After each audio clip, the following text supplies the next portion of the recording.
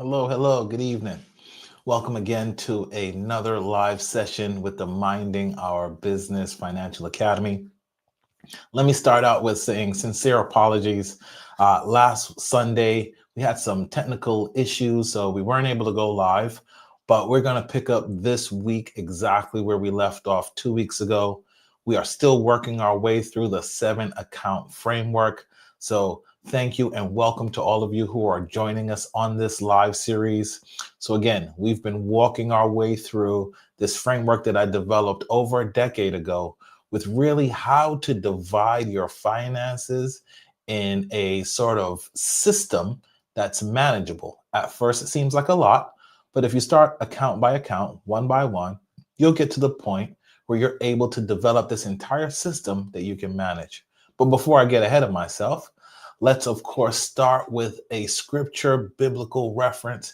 This week's scripture is coming from 2 Corinthians chapter 9, verse 8. We're going to start with that. 2 Corinthians chapter 9, verse 8. Let me read it for you. And God is able to bless you abundantly, so that in all things, at all times, having all that you need, you will abound in every good work. That is what I believe is the premise of a system like this of stewardship. When you focus on stewardship, you're able to create this cycle. You're taking those abundant blessings that God is giving you. You're creating a structure of stewardship that God knows He can trust you and continue to bless you. And then, like the scripture says, so that in all things and at all times, really, that's what this 7 accounts is about. Being prepared for all types of things that may happen in your life and being prepared at the appropriate time to manage your finances accordingly. So we've been walking through the 7 accounts. We're right at the end here. We're going to go over account number 6 and account number 7. For many of you, if you've been a consumer, account number 6 will be your absolute favorite account. I know it. But again, you have to stick with your stewardship principles. There's a reason why it's number 6 and not number 1. For most of you who are emerging on your journey, account number 6 may still be in the number 1 priority for you. But what I want you to do is begin to align yourself to this framework.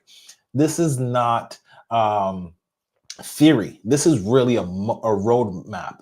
This is a blueprint that you can implement into your financial life to gain clarity, to gain structure, and again, like I said, to become a good steward. So what is account number 6? Account number 6 is the lifestyle account. Yes, the lifestyle account. That is the account that you will have fun with. So why, Lionel, do you have a lifestyle account in here? It's really fun with boundaries. So as I look at my notes here, one of the things I have written down, this account helps to keep your budget sustainable.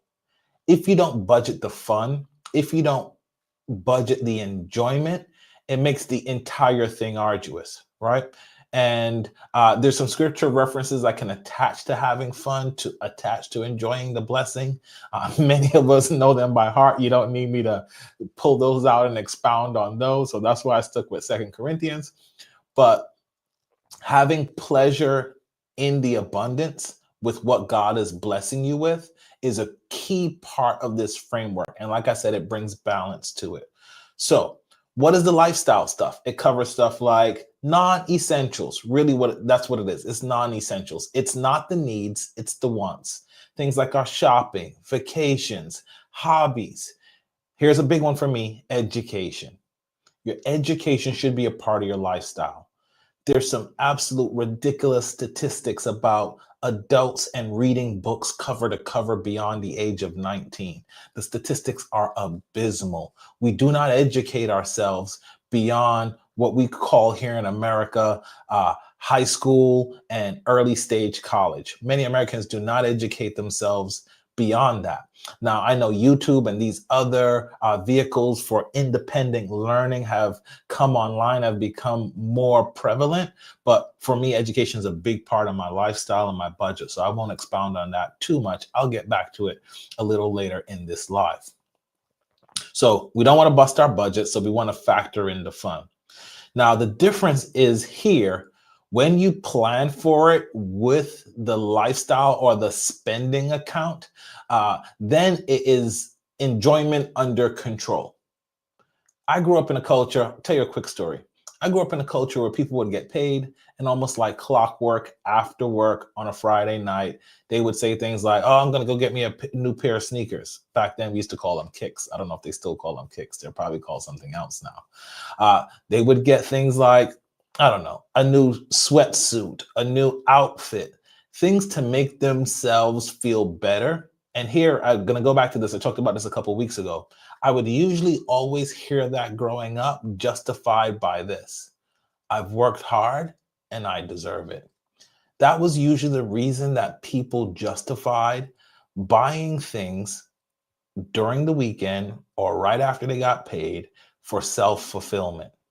But I believe that temporary self-fulfillment, that we would sacrifice those hundreds of dollars every 2 weeks or how often we shop and spend, that's actually shortcutting the deserved lifestyle, the deserved quality of life that you will need for the greater part of your life, beyond those years that you'll be working.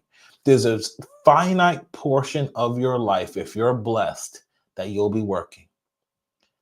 For most of us, with technology and advances in healthcare, that timeline that you will not be able to work has expanded significantly. Over the last 50 years, adults are living 20 years longer if you just look at mortality rates. There's a reason why the retirement rate was 65 and then it was pushed up to 67 and a half. It'll probably be moved up again. Why? Adults are living well into their late 80s. So if you look at the timeline that you'll actually be physically able, probably have the mental capacity to deal with people, coworkers, right? That's a finite time. So do not squander the dividends of that investment of time just for self gratification while you're still working. The time that you will need to actually live and have an abundant lifestyle is the years beyond your working years. So this is why I think this is brutally important, to shift our mindset from an every paycheck consumption type of mindset, saying things like we have extra money. Those are fallacies. There's a guy by the name of Warren Buffett. He even has been quoted as saying, no one has extra money, and he's a billionaire. So everything should be allocated, I'm going to continue to use that word, to a very specific account for a very specific purpose. So what should we be doing? I'll tell you another quick story how I used to manage my household. I had 4 children, and we would time our back to school shopping right around our vacation. And typically at the time I was living in California, so the kids would be out very late May or very early July. We would have a couple months for them to do camps and activities and different things. And then we typically would go on our vacation in August. Now, there was a reason for that, a couple different reasons. One, it gave me 8 months to allocate funds towards that. I would also piggyback their back to school shopping and all that kind of clothing and different shopping needs that they would have right onto the end of that vacation. So what would that do? You're probably thinking, Lionel, you spent a lot of money between the vacation and the shopping and all that. Yeah, we spent a lot of money. But guess what? We did all of that in 1 month, as opposed to continuously shopping throughout the year, eating away and eroding at the finances. I was able to bookend that right into the month of August. So yeah, we would spend money to vacate, and then we would spend money to shop. But it gave me a runway leading up to that expenditure where I can begin to allocate small increments of money. And then it also limited or capped it to a very specific period that my kids and family were very cued in. This is the time that dad's going to open up the wallet. And then they would know the time that the wallet would close, if that would make sense. So as opposed to leaving a faucet that's continually trickling off, sorry, but some people would call that as well, the same misnomer I use there, to opening a faucet all the way and allowing it to flow and then turning the faucet off. So just think about that. If you had a leaky faucet in your house that was constantly dripping, it would be losing more than when you opened up the faucet to wash your hands and closed it. if that makes sense. So that was that type of capping that I would do to our lifestyle budget. That's just giving you a small example. So we talked about the lifestyle account. The allocating the funds is probably the thing I'm going to harp on. Creating the spending periods or period. For me, it was one. Some people create quarterly. That would be nice. Every 3 months, you had a window of time. Maybe it's a weekend that you do your shopping or you do your expenditure. When I was growing up, I remember employers used to allow you to have a vacation fund where you could allocate direct deposit resources into that special account, and then they would deploy it a certain time of the year, and then that's what you would use on your vacation. But you could set something up like that with account number 6. Put a specific amount of money into that account every single month. You plan your trips, you book your tickets, all that out of that account. You continue to fund the account, and then when you actually take the trip, with the assumption that you planned ahead of time, then you're able to have the money, even if you charge it on a card, to be able to pay that off within the same billing month, reducing the amount of interest and expenditure on top of that money, still getting the points and the other thing. I know we live in a points and rewards society, so you would still be able to maximize and benefit from those things, but also reduce the risk of the amount of interest you spend. And then as the account continues to grow, when you actually go on the trip, then you actually have spending money in the account as well. So planning is really the key part of how you leverage your lifestyle account. So if I had to sum it up into 3 points, I would plan the amount of money that I want to go every pay period or on a monthly basis towards my lifestyle account. I would create a spending window, whether that's quarterly, once a month, once or 2 times a year, where you're really doing this sort of indulgent shopping, but it's off of a budget. Of course, the budget will be bigger. It'll feel more like a shopping spree. You'll get more of that dopamine hit and reward, but then you're able to cap it off, and it gives you time to lead up to that and time to recover from the expenditure, rather than the example that I gave of the leaky faucet that's continuously every single paycheck losing, and then that's 12 consecutive months. It's 26 pay periods. That's all you get a year, about 26 pay periods that you kept leaking money, as opposed to 1 to 4 events throughout the year that you planned for. You allocated the money. Even if you use credit cards, you were able to recoup within the same billing period. And then that completely reduces the impact to your finances. And that is truly stewarding those resources. Let's move on to account number 7. Account number 7 is probably the most important account.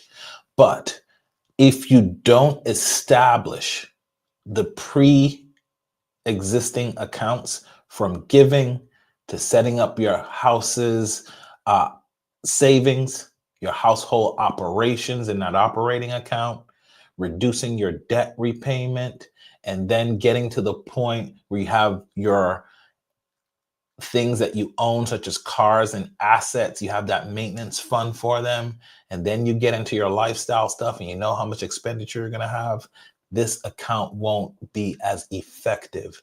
You'll be off balance, as I mentioned in account number 6. Account number 7 is your investing account. Now, I know there's things like Bitcoin right now. Gold is on an all-time high. I am an owner and collector of physical gold. Yes, I buy gold bars. You can buy those. There are places online and both in person where you can buy physical gold and silver. I'm a big proponent of that. But that's not an investment. That's an alternate store of money. So when you hear these things on the news and people are doing Bitcoin and people are investing in the stock market, people are investing in real estate, people are buying gold and silver, those things are crucial and important, but they have to follow the correct order.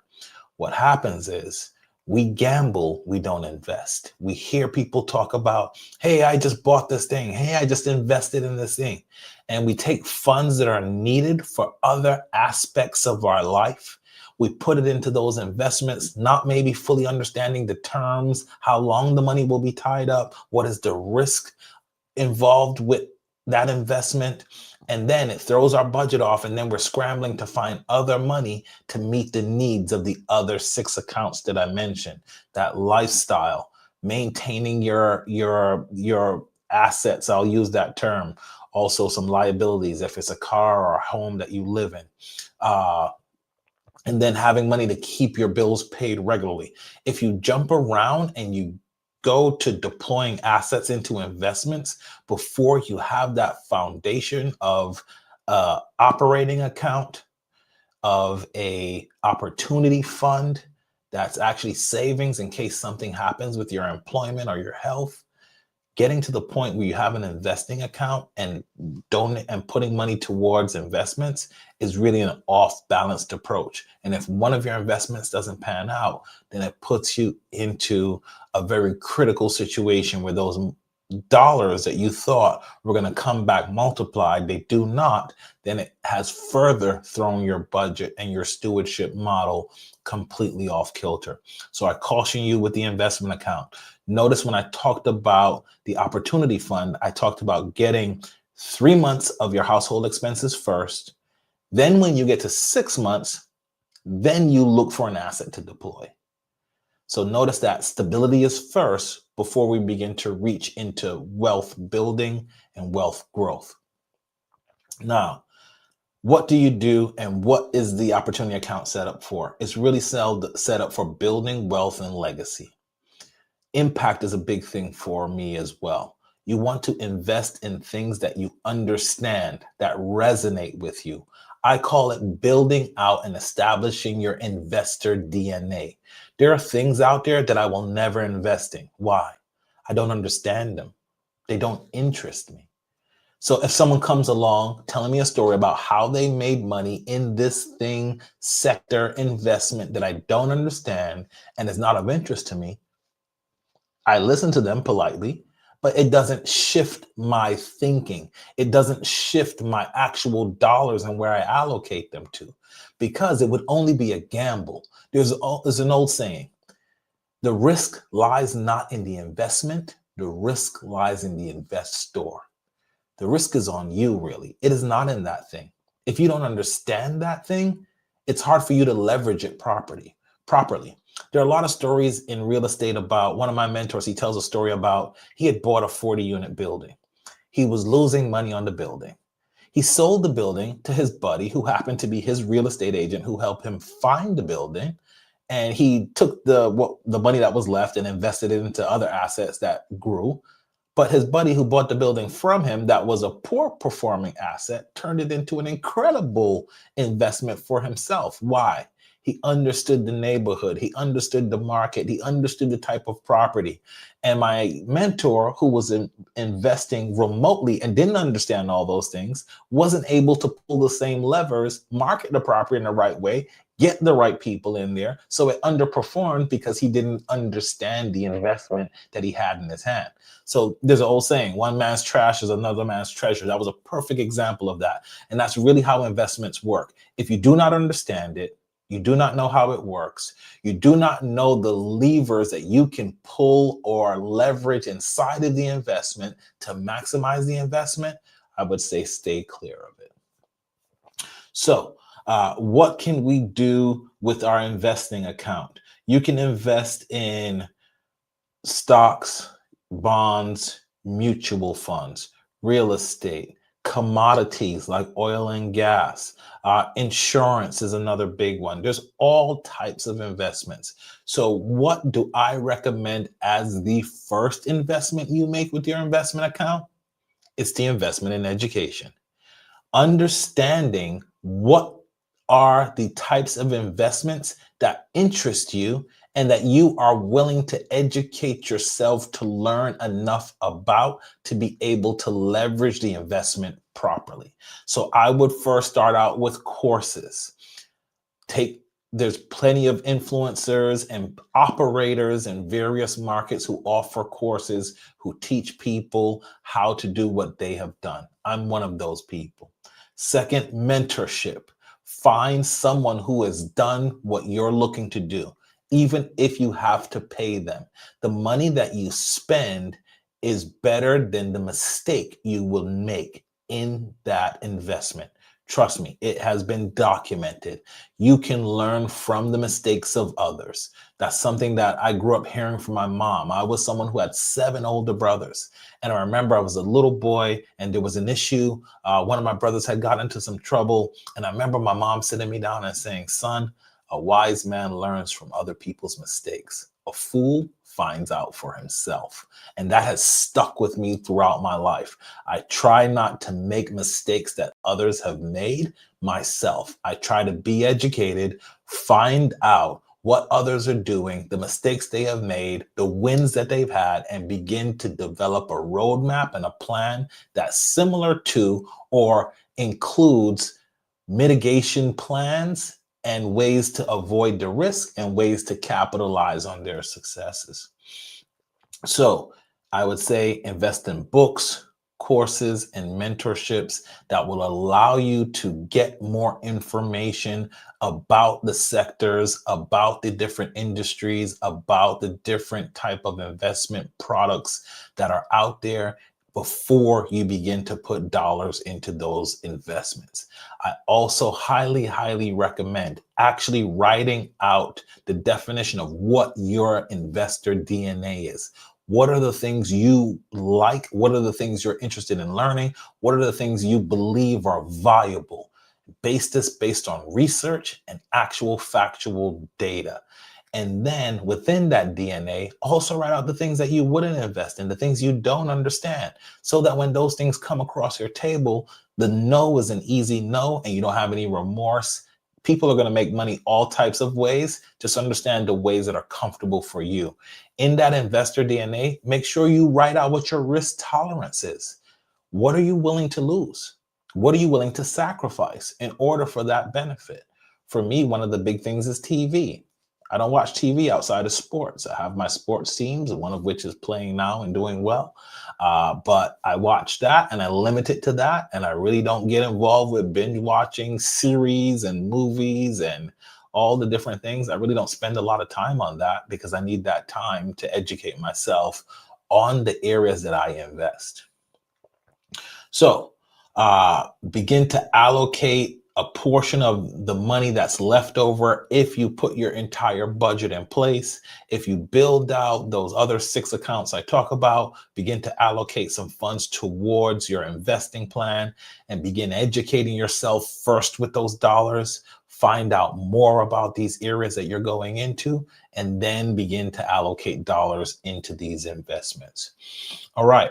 So let's talk about this entire series. We've been going over these 7 accounts. I think my producer has a slide she's going to pull up for you here. These are the 7 accounts. So you want to make sure your giving account is in place.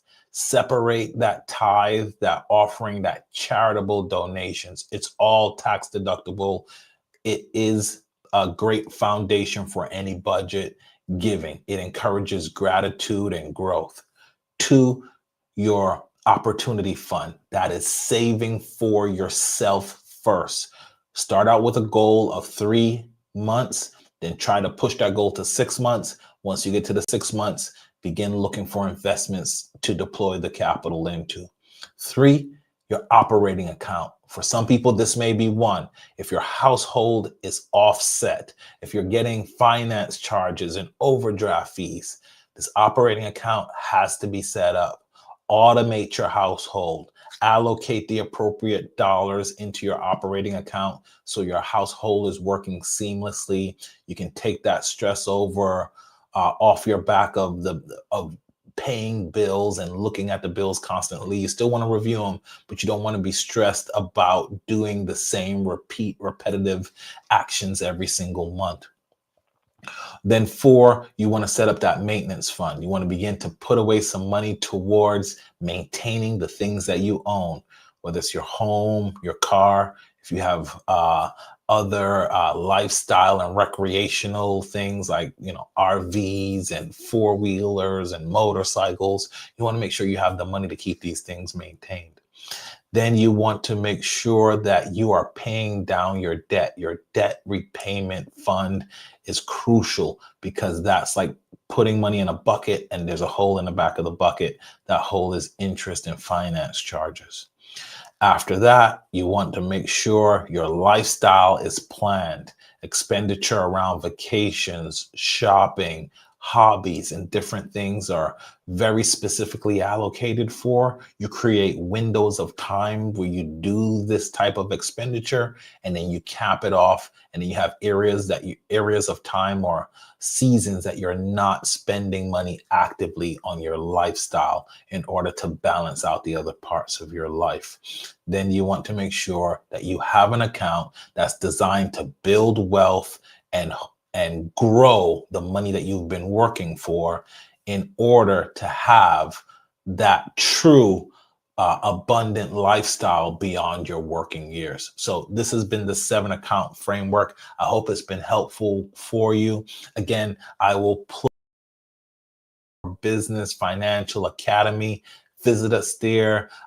If we can serve you, we would be glad to serve you. Continue to follow us on all the social media platforms. We put out content daily for you, whether it's inspirational quotes, videos. We're going to launch a lot more instructional videos showing you the nuts and bolts of how to complete some of these things.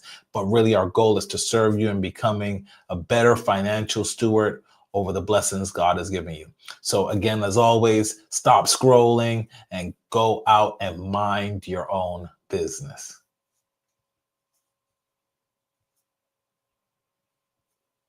Thanks for joining us at the MOB Academy. Now stop scrolling and go mind your business.